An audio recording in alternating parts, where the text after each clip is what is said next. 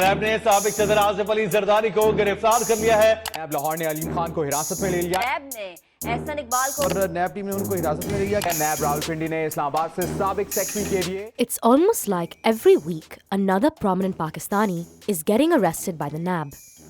But what exactly is the NAB, or the National Accountability Bureau? Soch explains.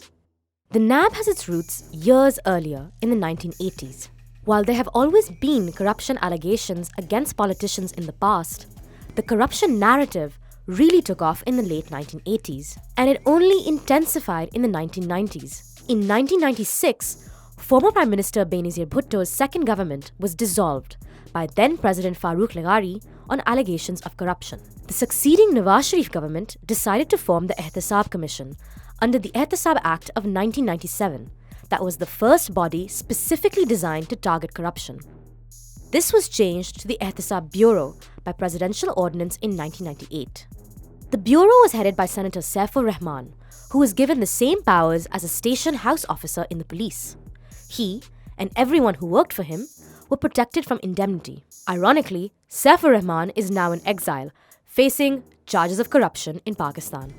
Though the Bureau was designed to target corruption, in reality, it targeted businessmen, the media, and the Pakistan People's Party. In short, the Bureau went after anyone the government didn't like. The NAB is a direct descendant of the Ehtisab Bureau.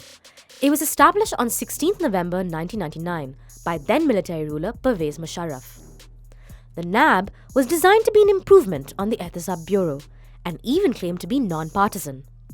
But in reality, it used much of the same structure and even hired old Bureau staff. The NAB is headquartered in Islamabad and has 7 regional offices in Karachi, Lahore, Peshawar, Quetta, Rawalpindi, Multan, and Sakkar. It is led by the chairman of NAB and the Prosecutor General of Accountability, PGA. The chairman is appointed by the Prime Minister in consultation with the leader of the opposition in the National Assembly. The PGA is appointed by the President of Pakistan. In total, the organization has around 3,000 employees, mostly from the civil service. The organization also has a 10% quota for members of the armed forces. So how is one nabbed? First, a complaint is sent via email, mail, or telephone at 111 NAB. The complaint verification cell can either take no further action or prepare a report after 2 months. The report is placed before the regional board, which then decides if the complaint should be turned into an inquiry. The inquiry team consists of an investigation officer, case officer, legal consultant, and banking expert. The accused is heard once. The inquiry can then be dropped or converted into an investigation. This involves interviewing the accused, recording the statement of witnesses, and collection and analysis of evidence. The chairman may then file a reference in special NAB courts. Pakistan has many special courts that fall outside of the regular judicial system. NAB cases are tried in accountability courts, especially set up by the NAB. The judges in these courts are appointed by the President of Pakistan. Prosecution in these courts can then lead to conviction, acquittal, or plea bargain. While the cases are tried in the accountability courts, the decisions can be appealed at the High Court or at the Supreme Court. Since its inception, the NAB has authorized 9,442 inquiries, 4,381 investigations, and filed 3,212 cases. It has also retrieved 328 billion rupees. The NAB also runs awareness and prevention against corruption programs. The NAB is unusual in many ways. For one, the organization is allowed to investigate any Pakistani citizen, except the armed forces or the judiciary. This is because the NAB says the armed forces have their own accountability process, which provides for strict action against cases of corruption. Similarly, the judiciary has its own Supreme Judicial Council to deal with corruption. This is not to say that army courts and judicial oversight doesn't exist, but it does stand at odds with Pakistan's constitution, which states clearly that all citizens are equal before the law. Secondly, the NAB upends the relationship between the suspect and the prosecution. In a regular case, the burden of proof lies on the prosecution, but in a NAB case, the burden of proof lies on the accused. Third, under the Ordinance, NAB has sweeping powers. At any stage, from inquiry to prosecution, the NAB can arrest the accused without any formal charge, and in sometimes dramatic ways, and leading to serious consequences.